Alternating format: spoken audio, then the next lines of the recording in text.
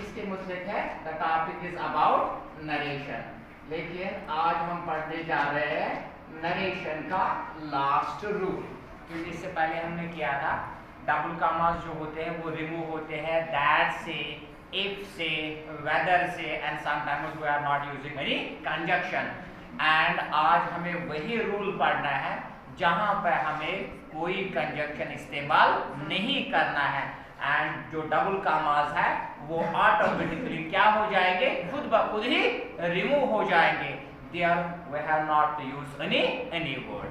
अब कौन सा है एंड कब हमें कोई कंजक्शन इस्तेमाल नहीं करना है। It's rule number 8 and this is the last one. अब है if reported speech is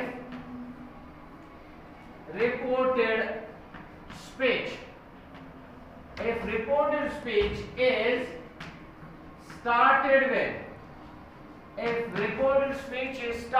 with WH, if reported speech is started with WH, what's mean by WH? WH means the word is just like what, where, it is when, it is who, whose, it is whom, it is which, it is why. These are called the words that are started with WH. जब भी reported speech किस portion को कहा जाता है? Reported speech उस portion को कहा जाता है the portion that is in double comma. अगर ये स्टार्ट हुआ है इन से तो डबल कामा के बदले हमें कोई इस्तेमाल नहीं करना। If reported speech is started with WH, no word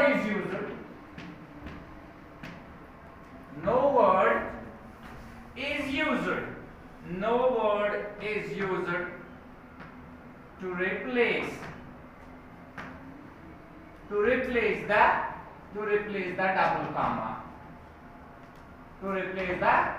double comma, means जो double comma है वो automatically remove हो जाएगा।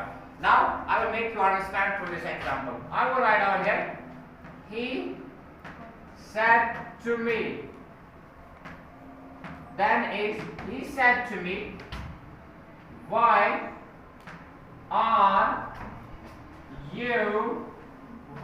are you it is laughing.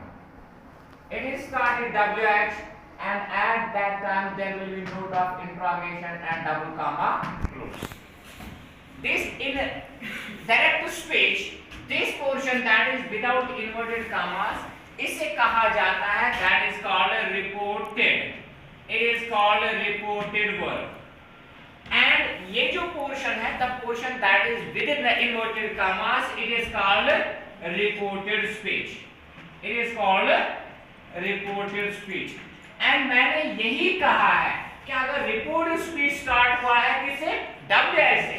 अब ये बराबर किसे start हुआ है? WH से।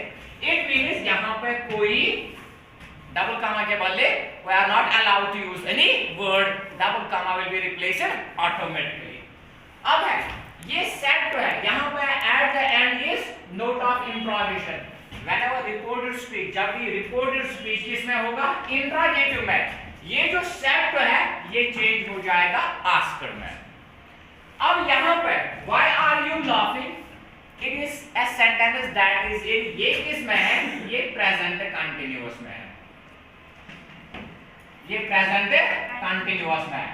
एंड जब यहां से प्रेजेंट कंटिन्यूअस में होता है and present continuous is changed into past continuous, अब ये चेंज हो जाएगा, this present continuous will be changed into past continuous and the formula of past continuous की फॉर्मूला क्या है? Subject then is was and were then is fourth form of verb and then is object. This fourth form of verb is first form of verb plus ing. अब ये बोला you है, this ये subject है यहाँ पे, ये object। मैंने आपको हर हमेशा कहा कि जब भी यहाँ पे second person होगा वो चेंज हो जाएगा अकॉर्डिंग टू द ऑब्जेक्ट। मैंने यहाँ पे लिखा था मैंने SON। फर्स्ट पर्सन जो होता है, फर्स्ट पर्सन वो होता है सब्जेक्ट के मुताबिक चेंज, एंड ये जो सेकंड पर्सन है, सेकंड पर्सन होता है according to the object, and जो थर्ड पर्सन है, थर्ड पर्सन उसमें क्या नहीं होती है, in third person and standards पर नो चेंज। फर्स्ट पर्सन होता है सब्जेक्ट के मुताबिक चेंज। फॉर एग्जांपल यहाँ पे हर हमेशा आई होता था, ये आई होता था चेंज यहाँ पे ही पे या यहाँ पे शी में, एंड यहाँ पे यू है, यू हर हमेशा क्या होता है, ऑब्जेक्ट होता है। अब as for the you is concern, क्योंकि हमें ये मालूम नहीं है ये यू वाला ये मेल है कि फीमेल है, यहाँ पे जेंडर मेंशन नहीं है, ना हमें मालूम है मी कौन है, क्योंकि मी जो है ये ऑब्जेक्ट है। She said to me, why are you laughing? उसने मुझसे कहा आप क्यों हंस रहे? ये मी और you these are one and the same, ये एक ही है, लेकिन हमें अब यहाँ पर मालूम है, क्योंकि अगर लड़की पढ़ेगी सेंटेंस को वो कहेगी ये लड़की है, अगर लड़का पढ़ेगा ये सेंटेंस वो कहेगा नहीं ये लड़का है। अब यहाँ पे हमें मालूम ही नहीं है ये मेल है कि फीमेल है। जब हमें ये मालूम नहीं हुआ इट इज मेल और female, at that time you is changed into me and यहाँ से निकलेगा आई। मैंने आपको ऑलरेडी कहा है अगर यहाँ पर मेल होता तो you will be changed into he, अगर यहाँ पर मी फीमेल होता तो you will be changed into she. लेकिन अब हमें यहाँ पर मालूम नहीं है, सेक्स मेंशन नहीं है, जेंडर मेंशन नहीं है, हमें इसको चेंज करना है किसमें, आई में। अब I am going to write down it is answer. set will be changed into what? It will be changed into asked, and then there is note of interrogation. I will write on he asked me, double comma उसके बदले कुछ नहीं होगा क्योंकि हमने यही rule पढ़ा है, it is why, he asked me why। अब यहाँ पे प्रेजेंट कंटिन्यूअस चेंज हो जाएगा पास्ट कंटिन्यूअस, यहाँ से आ जाएगा सब्जेक्ट, सब्जेक्ट यहाँ पे कौन है, मी, यहाँ से क्या निकलेगा, आई। अब आई के साथ was आ जाएगा, why I was, LAUGHING,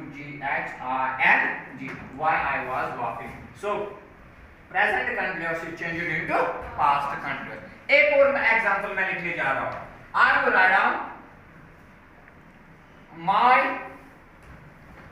will write down here a girl said to a boy, a girl said to a boy।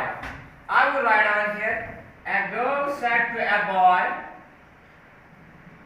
where are you going? Where are you going? अब हमें यहाँ पर मालूम है ये यू कौन है, ये बॉय है। अब हम यहाँ पर क्या लिख सकते हैं, यहाँ पर हम यू के बदले हम क्या लिख सकते हैं, ही लिख सकते हैं, क्योंकि यहाँ पे हमें मालूम है यू क्या है, इस वक्त बॉय है। अब यहाँ पे क्या है, दोबारा once again here is what, here is it's an interrogative sentence and once again the set will be changed into asked। ये वाला report speech is started with WH, it means no word will be reduced। where are you going, आप कहाँ जा रहे हैं, ये किसमें है, is in present continuous and present continuous is always changed into past continuous। जब यहाँ पे reported verb जब होगा किसमें, past में। I am going to write down its answer। I will write down a girl asked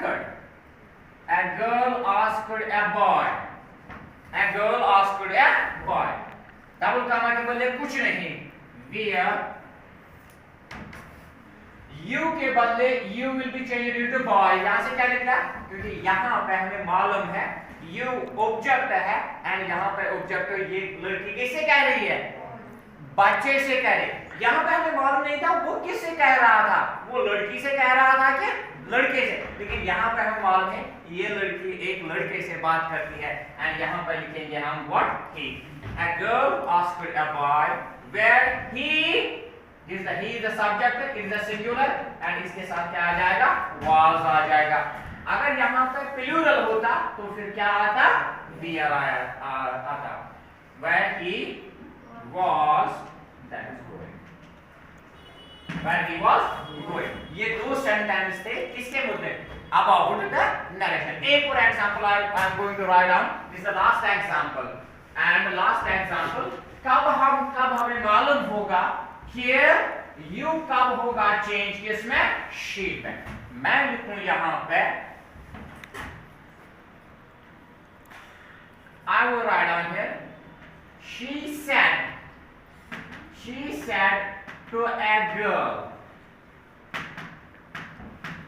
she said to a girl I will write down where do you live where do you live अब ये किस में है you हमें मालूम है you अब यहाँ पर क्या है लड़की है अब you किस में चेंज हो जाएगा she में अब you है इसका सब्जेक्ट and live है इसकी फर्स्ट फॉर्म ऑफ वर्ब ये पिछले जो सेंटेंस दो थे वो प्रेजेंट कंटीन्यूअस में थे उसको हमने प्रेजेंट कंटीन्यूअस को इसमें चेंज किया पास्ट कंटीन्यूअस लेकिन अब आया यहाँ पे subject plus first form of verb ये किस में है प्रेजेंट सिंपल में प्रेजेंट सिंपल वाला किस में चेंज हो जाएगा पास्ट सिंपल में what is the formula past simple subject plus be2 plus object is the formula अब हमें इसको चेंज करना है किसमें पास्ट सिंपल में at the end there is interrogative that will be changed into asked I will write out there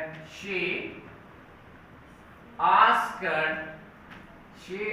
a girl where you it change it into she where she lived क्योंकि past simple में do नहीं आता ये do आता है किसमें do and does ये दोनों हेल्पिंग वर्ब है both are used in present simple past simple में did आता है यहाँ पे ये helping verb है ये वाला verb है ये helping verb है and live is the verb फिर हमें क्या करना है हमें लिखना है subject plus second form of verb subject आया she क्योंकि you is here it's a girl इसके बाद हमने she लिखा and live is the first form of verb do यहाँ पे verb नहीं है do is what do is the helping verb इसलिए हमने live की क्या लिखी है second form of verb she asked a girl where she lived that's all for today thanks